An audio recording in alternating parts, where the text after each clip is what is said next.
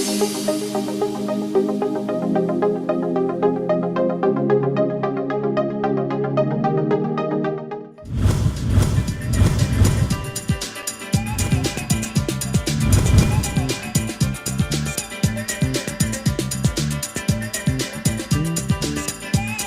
me cordially invite Hiran to deliver his speech, and we are looking forward to be wowed with your presence here.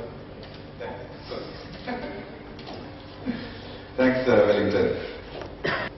So, good evening, ladies and gentlemen, and thank you very much, Wellington, and as well as Microsoft for inviting me here today to speak a little bit about, I would say, maybe my journey at informatics. But I would like to take you a little bit before I got into the pitch of informatics and take you through how informatics came to where it is.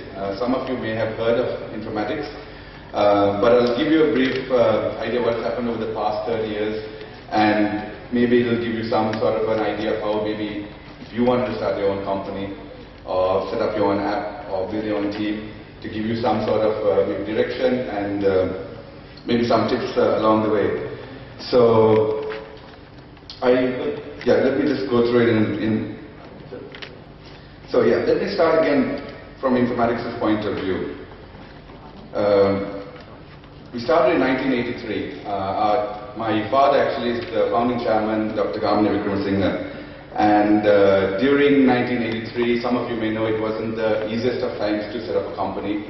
During the times of 83, there were a lot of difficult challenges the country faced, and it wasn't an ideal situation for somebody who was living and working in the West, in Europe, to come back to Sri Lanka to set up a company in his home country and to set up an IT operation, which was at that time not very heard of.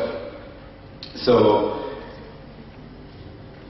let me just run through a little bit on that side. So I think in 1983, when Dr. Vikramasinghe set up the company, one of the things is it was a very difficult time to do anything in Sri Lanka. And I think one thing to take forward is, even though times were difficult, he decided to set up this company and to bring a new concept of IT into Sri Lanka. A lot of people were not very much familiar with IT, and it was mainly manual-based work. But it was through education, through knowledge sharing, that they started introducing various technologies, which all of you use it every day, an ATM. Around 1986, they launched the first ATM. Not the first ATM, it was informatics' first ATM, with one of our principals called Nixdorf Computers at that time. Now it's called Winco Nixdorf. The one with the red line in the middle, when you take your cash, you'll see. So right now we deploy around, we have about 1,500 ATMs in the country. And it's been a journey over the years, because ATMs were not very familiar to people back then, and it is becoming more familiar right now, even though still there are people yet to understand and to be comfortable with using technology. So, taking you through that time of the 80s, some of the challenges people faced is understanding technology and being conversant with technology. So, as I said earlier, I think a lot of education and teaching people how you could use and leverage and grow your business. So another part of things that they introduced in Sri Lanka was the point of sales, which again many of you use every day at supermarkets. Which again, the whole objective of that was to use technology to expedite your customer experience, to increase your transactions, to increase your revenue, and to make your customers be better well served.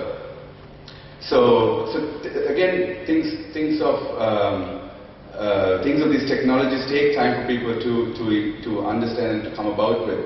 But looking at you young people in the audience, right now some of you, as Wellington was sharing with me earlier, are looking at new ventures. You might be having some sort of an idea. You might be looking at starting a new job.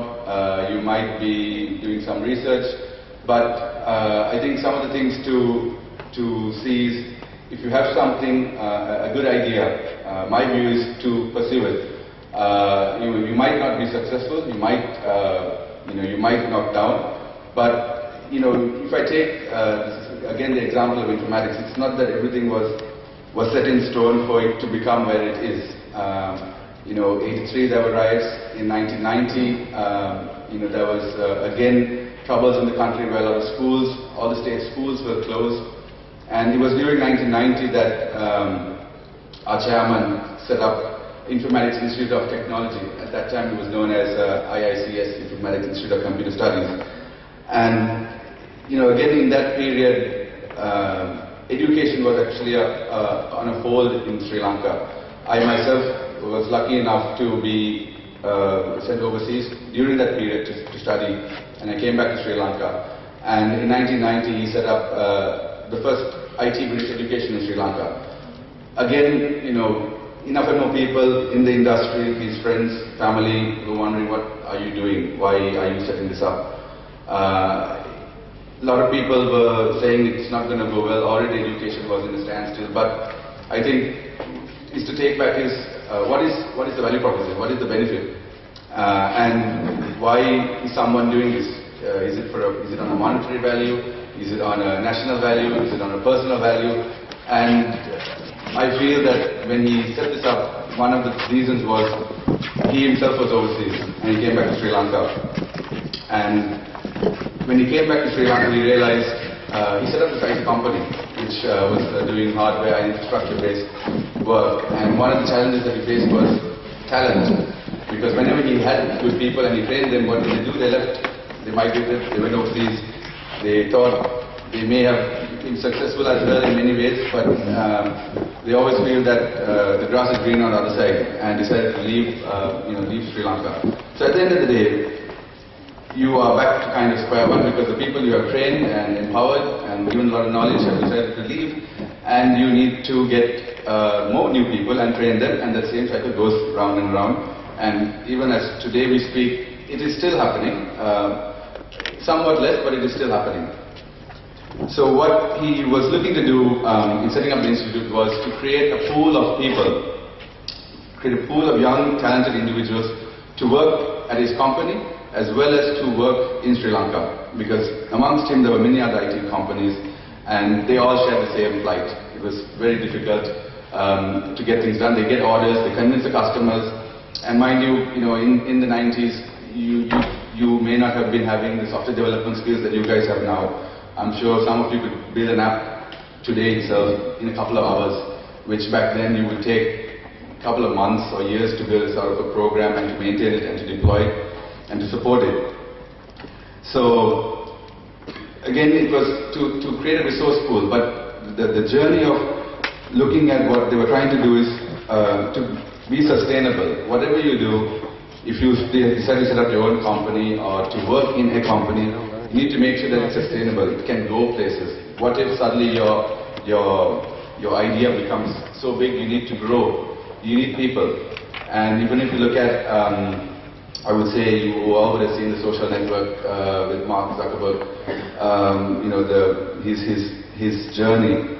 He started with 2 people in a room, and he had an idea. And there were some other guys who also had a similar idea. And at that time, even I would say MySpace and i5 and all those other things were also there. But it is what he did to make Facebook what it is, because he was competing against similar natured businesses that were already set up, that already had so many people already on board, and he was setting it up. But it is how he decided to set up something that he thought had a good proposition. He was very passionate. If you watch the movie, and I'm sure many of you, if you have an idea, you can sleep. Maybe you can't sleep. You might want to sleep for about a couple hours to keep going. But that's the passion, and that's what he did tirelessly. And when you watch the movie, when you think that he may have stolen somebody's idea, but actually, an idea doesn't belong to anybody. If you decide to do something with it, then you can claim it's yours. If not, there's no point saying that he or she heard what I did and they did it and it's my idea and they owe me money and you have all these court cases. There's no point. You're not actually going to go anywhere. But I would say what you should actually focus on is to get out of your comfort zone.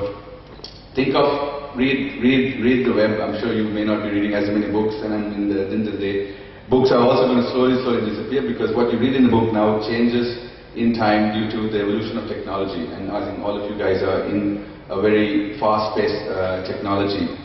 So coming back to the institute, so I was talking about sustainability. So whatever you do, make sure that you can see the ability to scale and to scale up. Because if one day somebody says, I think your idea is great, I would like to deploy it in my company. I have, take a company like Mars Holdings, I've got 50,000 people.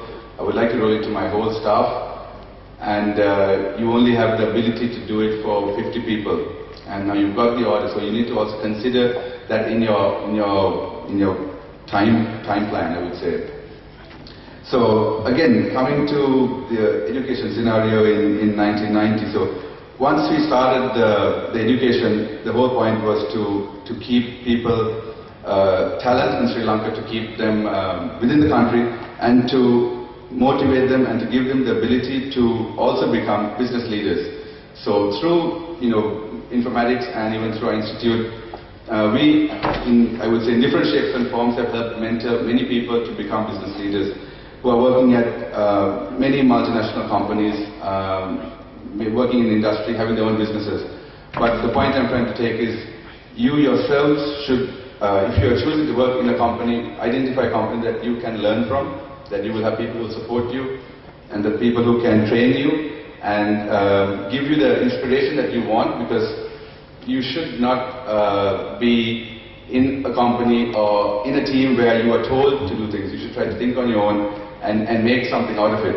And people like Steve Jobs, if I take him as an example, when you take your phones, you take the Windows phone right now, many of you might have one in your pocket, or you take an Android, or you take an iPhone, even if you take the new BlackBerry, everything is touch. And if you think back some years ago, some of you may have heard of the Palm Pilot, which in my view was one of the first touch phone, or touch-enabled, not even a phone, touch-enabled devices.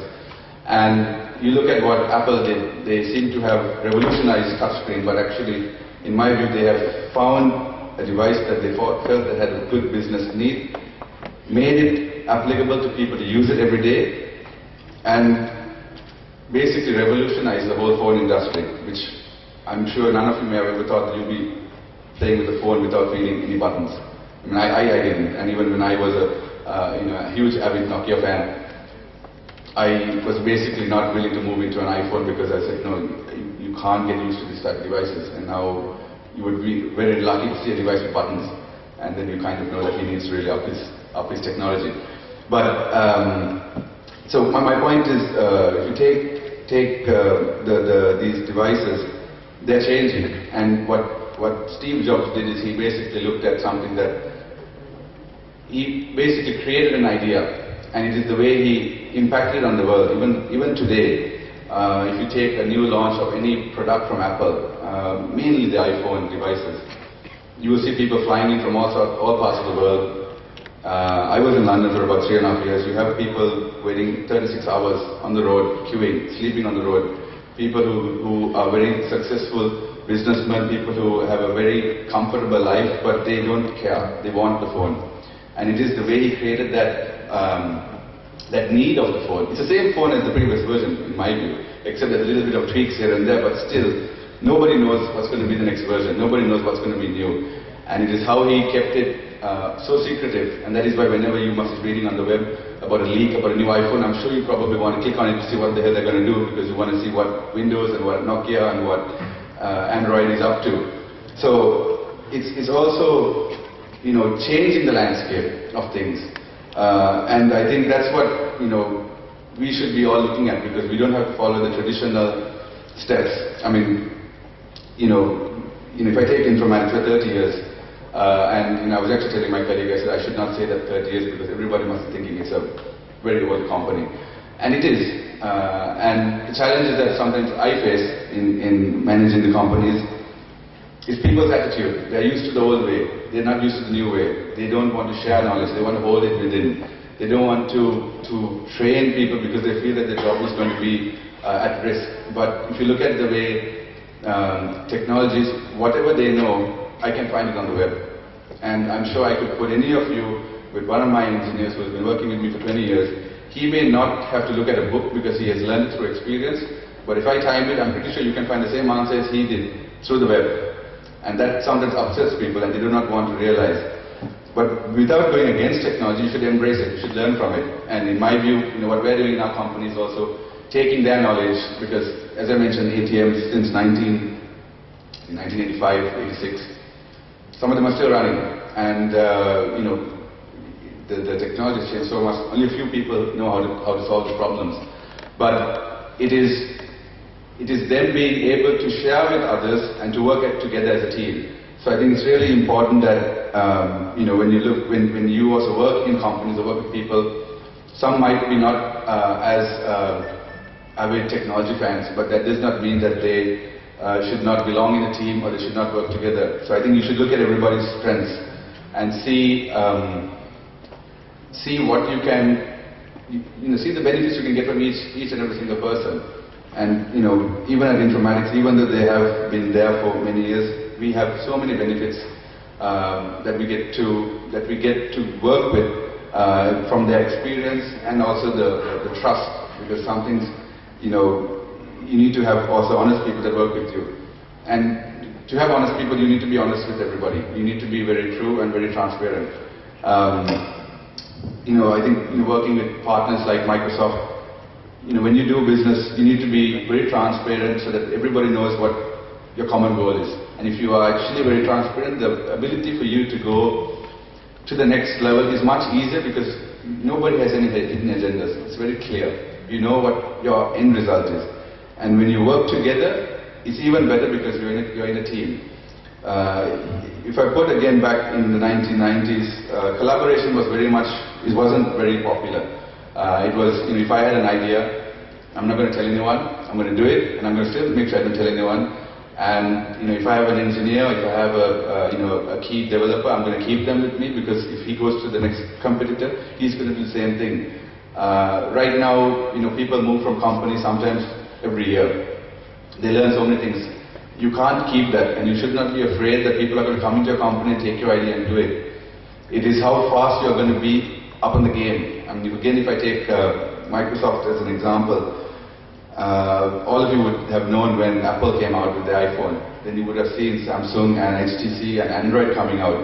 And then you must have been wondering, where is Microsoft in the play? Even if you take on the search engines, you see how aggressive Google became. And Microsoft was very strong on the offline, and the desktops and the laptops and the servers. Whereas the new age internet, you might not want to buy a server, a Windows server, and have it in your office. You might just go on to, for example, Microsoft Azure on the cloud. And that is where Microsoft then obviously up the scale and invested a lot of money. But they were far behind, and right now, even if you take Microsoft Bing, they're coming aggressively with Google. But if you look at the amount of revenue they would have lost in terms of where Google is and what they've invested in, sometimes if you look at right now, they're investing maybe, if you look at an apple-to-apple comparison, double the amount Google is to catch up. But it is the fact that you need to always be ahead and see the future and see your vision. Because if you're going to be thinking that what you have built nobody's going to take over, that's not the right attitude. People will come up with better technology. And right now, even within our company, we have a lot of enterprise products, like telecom billing, insurance. I have some slides actually, which I might just run through. Border control. So these are very, client-server related systems, which we are transforming into web, cloud, SaaS. And I think whatever you do, you need to, because if you don't evolve, there's going to be competition. And at the end of the day, for the way I look at it, it's rupees and cents. If somebody has a value offering for a monthly subscription, and it can do the same thing I can do, but I have a different, investment, a different proposition in terms of more upfront payment, you would most probably go into the monthly subscription offering. And again, I would say that's where Office 365 has come into the picture, competing with your normal Microsoft Office, because you can pay on a monthly basis. So I think even on technology, what is good to see is keep innovating and don't let your idea remain as it is. You need to keep growing it, and don't allow other people come into your territories.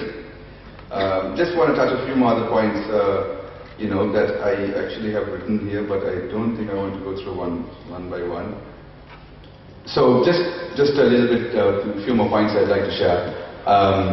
So from my point, as I said, my father is the founder of informatics, and I have been working at informatics since I graduated. And some of the things that I learned at my university days, which actually was at the IIT, was the people that you meet sometimes are very inspiring, and you should talk to them and engage with them, because even if I look in this room, there's 50, 75 people of you, but you should all network, because one thing I did my degree in information systems and computing, but I am not doing any programming. But it is important to know the fundamentals, and I'm sure many of you have learned the fundamentals, and if not, you will be still learning it, and it is good to learn the fundamentals, so you go up, when you move up the ladder, you know that people can't tell you something is going to take longer than it should, because you know that you know from your learning days that it can be done in a shorter time. At the end of the day, the longer it takes, the more it's going to cost, and it's an opportunity cost, because it's business. If I'm going to take 10 days and my competition is going to take 5 days, probability of the customer going with the shorter time frame is much higher.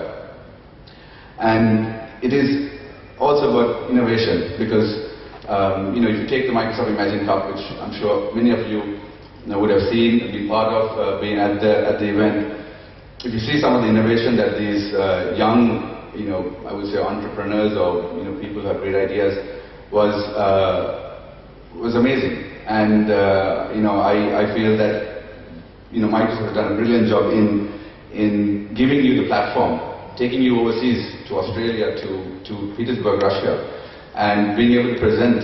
And I actually have a nice success story from informatics point of view, and from Microsoft, and from Sri Lanka, is that this year Sri Lanka won the Samsung Digital Award, I think, in Petersburg, and it is the first for Sri Lanka. It's not about Informatics Institute of Technology, but it is for Sri Lanka, and for me and for our company, it's a huge thing to talk about, because it was our students. But the thing I'm trying to share is, it is the ideas. They had an idea and they pursued it. They built a prototype amongst others, and they won in that category. But also, I can see one of the parties is here. Is another interesting thing. We have this thing called Cutting Edge, which is basically we have these very innovative projects displayed.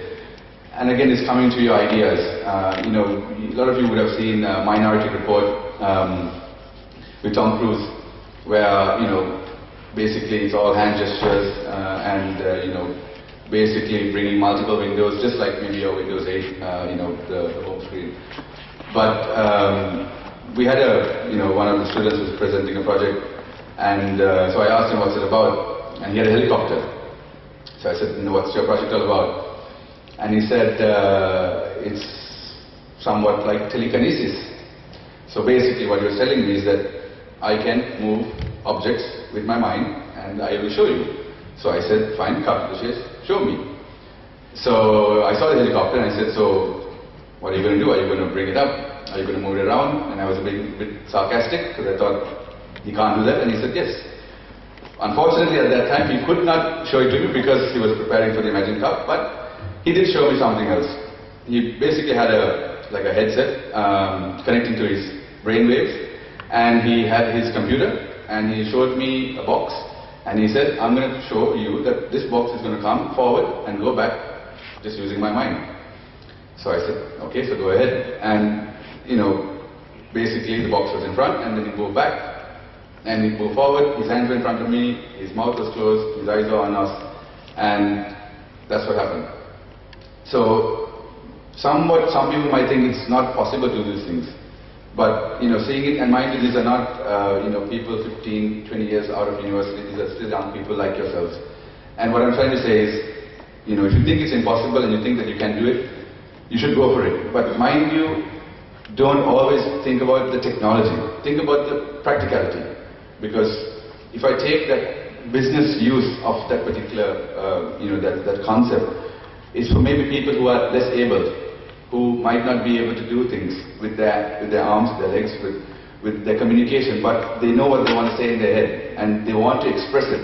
So I feel it's a huge, it's a huge offering to those people, because they will not be looked at as less able. It's just that they are unable to communicate as we are in this room.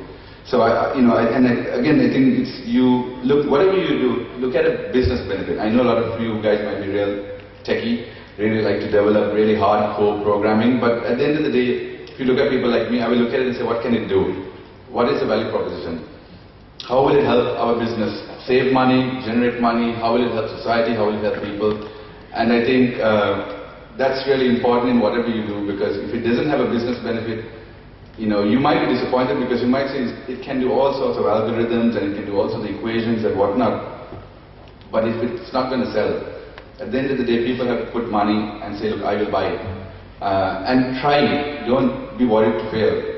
Just to give, my colleague was saying, you should just say a little bit about what I did when I was younger. Even when I was at school, I set up an auction site. I used to use eBay a lot and set it up for Sri Lanka, hoping it will be one day the eBay of Sri Lanka and they'll give me a lot of money and they'll buy my domain and I'll be super rich and very happy. But it didn't happen. I had some transactions, there were a few people who bought, didn't work. Set up an online e-commerce store using open source Joomla. Again, few transactions, didn't work. But now I'm able to talk to people who are doing e-commerce and share so many things that I thought about 10 years ago and that they're doing right now. And a good friend of mine is working at Takas.lk, and you must be all maybe buying things or have heard about it. An online e-commerce store in Sri Lanka, and there may have been many also out there, but it is how they put it across there. For example, you get Magento, which is free. I'm sure Microsoft may have their own platforms, but it's not about what is available. It is how you use it, how you mobilize it, how you get people to get on it. And right now they are I think just under 1 year, and they are doing tremendously, and they've grown 500%. They have over 3,000 products. They have no stock. All the stock is at the distributors. But it is using tools, digital tools, and whatever you do now, you need to have digital tools. And there's so many things, even through Microsoft that you can develop, and like on the App Store. And I think the nice thing is, where all of you guys are sitting, and if you are key Microsoft developers, Apple came out, they've got millions of apps. Android came out, they've got millions of apps. Microsoft came out, Microsoft is yet to have so many millions of apps. So there's huge opportunity for you to develop these apps. And when Wellington was talking to me and saying, look, let's have these competitions, and this is exactly what he's saying. Because if you can create these apps now, you can put yourself on the map before it gets too crowded and before the marketplace of Microsoft becomes like a Google and an Apple, and then whatever you do is just a variation. So yes, and I think just another point is look at the digital age. If you take infrastructure like the roads, I'm sure some of you may have developed apps for the railway times, the train times, things like that. But these are now infrastructures that are going to be digital. They are digital in the world, and like if you go to travel anywhere, they have it to the minute. You can look at the time, and within that particular minute, the train is there. And that is how they're integrating technology with the infrastructure of the digital infrastructure. So there's a lot of opportunity, and in Sri Lanka these are happening. And again, you're not in India, you're not in China, you're not in the West. We're still in a developing country, and we have these technologies coming, and we need people to build apps, build concepts on these infrastructures to serve all of us. If we know exactly what time the train is coming, you don't have to run. You can take your time and you know if there's a delay. If you know that it's going to be ahead of time, you can make your way a bit faster so that you don't miss the train. So these are things that we need to bring back to the consumer level. And so I would say it's you guys who need to be working with your friends, working in companies, working teams, and building these, because there is definitely opportunity. And always look at the revenue angle. Don't ever forget the income stream. Because at the end of the day, somebody has to pay for your time and effort. Because if you are working even at home, you have to pay for the electricity you're using from your parents. Even though you may think you don't have to pay for it. But if you account for it, you will make sure that one day when you do move into an office, you know the costs, you know your expenses, you know what you need to earn to be able to pay for that, and how you can make your margin. So I think I shared most of the things that I wanted to say. And I think you have a good platform in Sri Lanka. Our technology is improving really fast. I was in Singapore and somebody was telling me about 4G, and I said we already have it. And there were many countries in the ASEAN region who were around me who were like, we don't still have 4G. And nobody even thought Sri Lanka would have it. So you have the technology, you have the platforms. You've got people like Wellington who are there to give you direction. I think right now, don't think of only working in a company. Take a step out and see whether you could do something on your own. It is a daunting task because you have to look at your income, you have to look at how you're going to survive. But the rewards can be equally great. And try to work even as a team because you're not alone. It's very difficult to work alone. You need to have people to bounce ideas and to share. And if you can work as a team, you can get more ideas, more inspiration. And read a lot on the web, watch different clips on YouTube, and use the social networks to grow your mind. Read things. I know some of these sites I keep looking at. It's like Fast Company. There's a very inspirational guy called Seth Godin who talks about how to do strategic marketing in a total different sense. But these are all available on the web. They're all free. You don't have to go and buy textbooks. You have your smartphones, you can create your RSS feeds, you can create your own inbox, your newsletters, and try not to be so operationally busy. Spend a little time, at least 2-3 hours of your day, and just spend thinking about something, reading, doing something different. Because if you get operationally busy, you will suddenly realize you're in a rat race and that things have gone by you and you have missed the bus and you are behind time. So spend a few hours a day, read and network and talk to people. And it's not all about work, so make sure you have a good balance. And I wish you all the very best. Thank you, Mr. Hiran Vikramasinghe. And I would like to invite Jinu Abesekara to present a little gift for Mr. Hiran as a token of gratitude for being here. Thank you very much, Mr. Hiran. And I would like to announce you about the Tweetaholic event. And guys, please get out your smartphones and tabs, servers and all, Windows phones, and use the hashtag MSChamps and tweet as you could about the event we are having here. And there will be a fabulous gift for you for the winner of the Tweetaholic Microsoft Student Champs September meeting. And then the next is the Brain Teaser.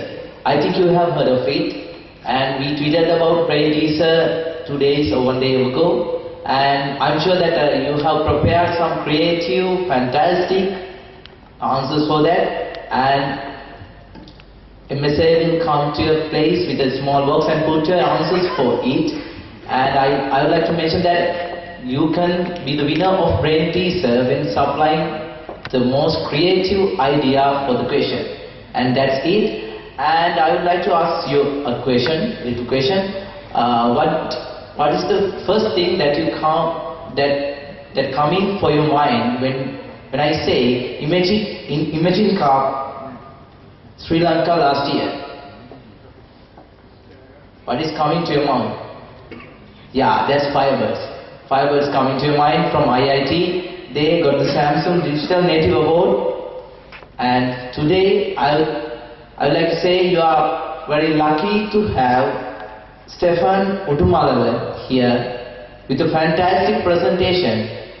And I have seen that product in the exhibition at IIT. Fantastic one.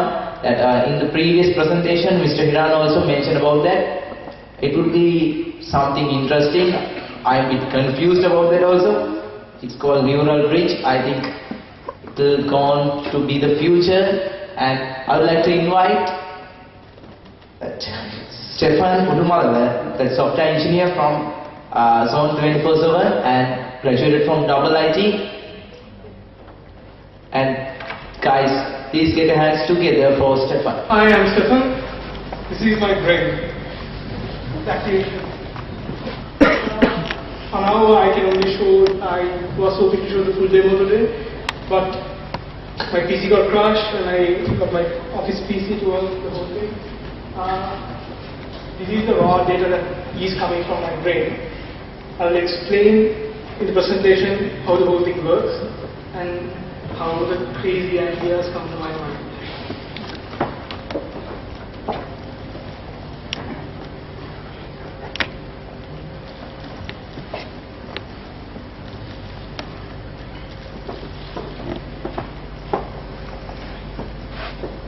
A little about my past. I was a commerce student, and IIT actually informatics gave me the opportunity of a little bit talk about commerce. I love commerce, but never had the passion for commerce. I had the passion for the computer, hardware, all the crazy stuff that was in the TCR monitor those days. In the process, I went through, I got to know about IIT and I joined IIT. And I was an atypical software engineer who programmed with a little bit of code, a little bit of Java, a little bit of C#. Then everything changed with a single video. And I would like you to check it out and ask yourself, like this thing about the future. We hear about sad stories, world ending, we are suffering, and do we want to go to that point? Is the future, the next future will be a disaster, or are we going to change it? Climate change, deadly earthquake, a suicide bomber, terrorism, nuclear device in the heart of the nation's capital. It's no wonder that we're pessimistic. It's no wonder that people think that the world is getting worse. But perhaps that's not the case. Perhaps we forget that we've only just begun. Doing what's never been done before is intellectually seductive, whether or not we deem it practical. What we're seeing is unfathomably new possibilities all of a sudden becoming available to us. The future doesn't belong to the faint-hearted. It belongs to the brave. You have to trust in something. Your gut, destiny, life, karma, whatever. We truly are living in an extraordinary time, and many people forget this. So now technically your device is on. Can you tell? Can you hear me? The yearning to do what we do in the service of something larger than ourselves. Where did we come from? Are we alone in the universe? What is the future of the human race? When you conduct those exercises, innovation follows just as day follows night. We can do this. I know we can because we've done it before. Stay hungry, stay foolish.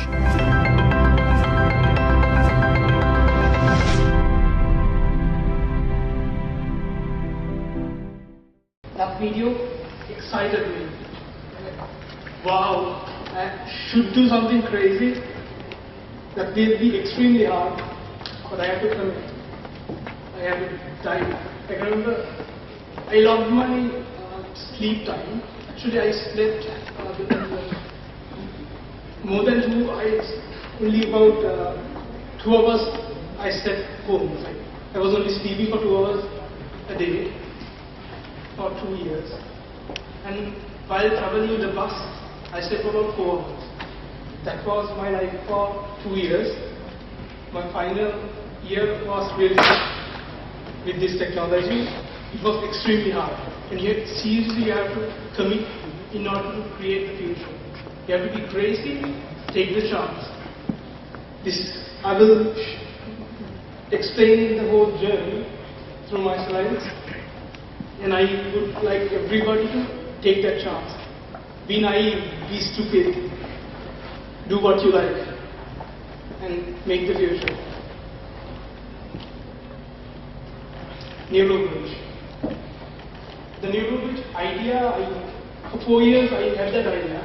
I saw a child, a disabled child playing a computer game with just one hand.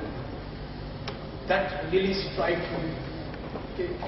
I'm a huge game fan, and I use both of my hands to play the game. Keyboard, the keyboard and the mouse together. Changing mouse, then pressing the keyboard.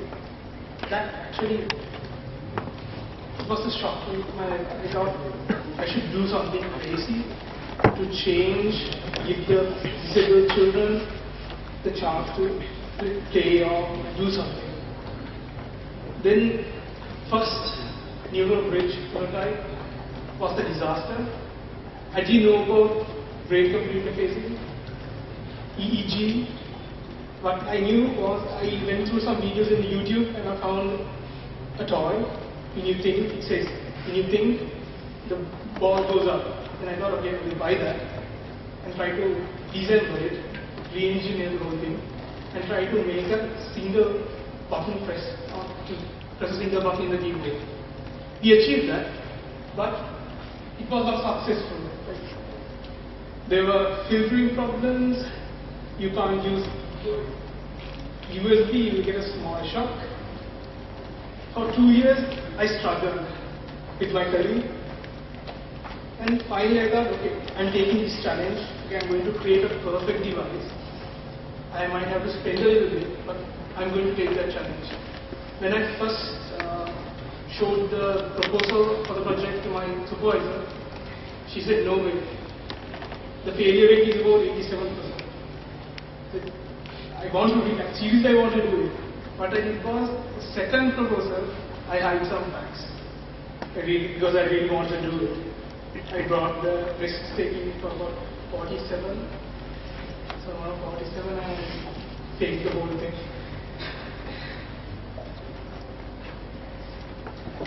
And that idea, when I saw the disabled child playing the game, that was the idea, just the idea. Then I want to, the process of me creating the first prototype, hardware, the software, was a failure and it was my first stage.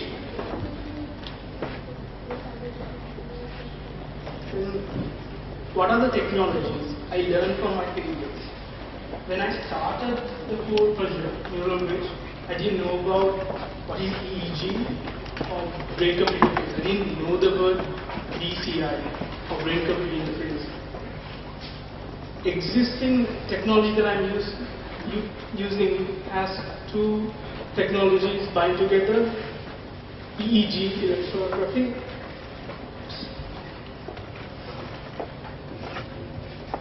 then brain-computer interface. Do anybody know about BCI, brain-computer interface? Show hands.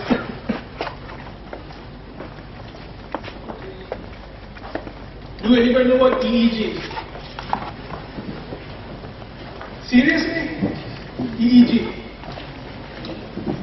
Yes.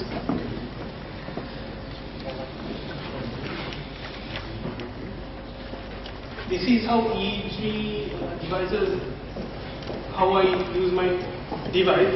What I'm actually wearing is an EEG headset. It's a miniature EEG machine. About 10 years ago, this technology was not available. Still, it is not. It's a bit expensive. You have to spend about $1,000 on a headset to invest and the licensing. And the technology that I use is 1020 standard EEG electron pulsion system. What it says is there are about, in this device, 24 electrodes pointing unique locations of my skull. What I do is I read electronic waves from them. The device actually sends a small electronic signal to the brain, and from the electrode it captures that electronic signal. That variation with BCI algorithm, with various research algorithms, you can make the whole input to make more sense from the human perspective. Normal process is this. When you capture the brain signals, then there's a signal processing. In the signal processing, I will not bore you guys with the technical terms. There's a filtering technology. When my first edition, I didn't know about the filtering technology. Because these lights, radio waves, every electronic item is electrode is affected by every electronic item. The unique device that I'm using has its own nice filtering system. That's why I actually use emotive headsets, the specific device that I'm using for my project. Then I don't want to go through the suffering of creating a new filtering technology. But itself finally a project, or itself a huge project. And the signal processes, the computer processes the signal and translates into commands, then you can practically apply to any application. That's the idea of the flow of the basic system. In this specific controlling future,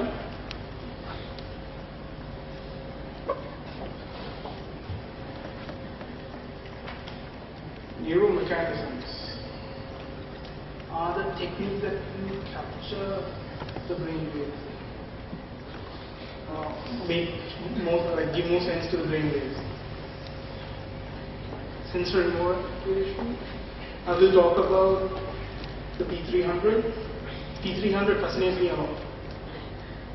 When you first taste something, or when you first identify the object or see a color, part of your brain bulbs up. A neuron bulbs up. That happens every time you see red color or any specific color or taste. With EEG, with some cool research, we can easily identify the P300 from the raw brain waves. We can easily identify the P300 fluctuation. Easily I can identify that. That was my first research when I started this project. I started to research on that specific P300. Then I realized P300 is not enough. You have a lot of neuromechanisms in order to make a mouse zoom. Not just pressing a button, to do many things. Then what I did was I did more research, and I combined about 5 neuromechanisms together. I'm going to patent that part of the whole program. I can't talk about it actually because it's under the process. We are filing the papers right now. What I do is actually I collect 5 neuromechanisms, 5 ways of identifying how the brain acts. When you touch something, or when you press something, when you speak, or when you feel, when you're having a heart problem, crisis of the heart. Easily can be identified with my new algorithm. I call it neuro-bridge algorithm. It's the combination of the neuromechanisms. These are the commonly used P300 few use P300 because one thing is be difficult to use P300. And sensory motor activation is when you think of running or punching a person, fisting, your brain sensory motor cortex activates. For every person, it's unique. When you think of fisting your arm,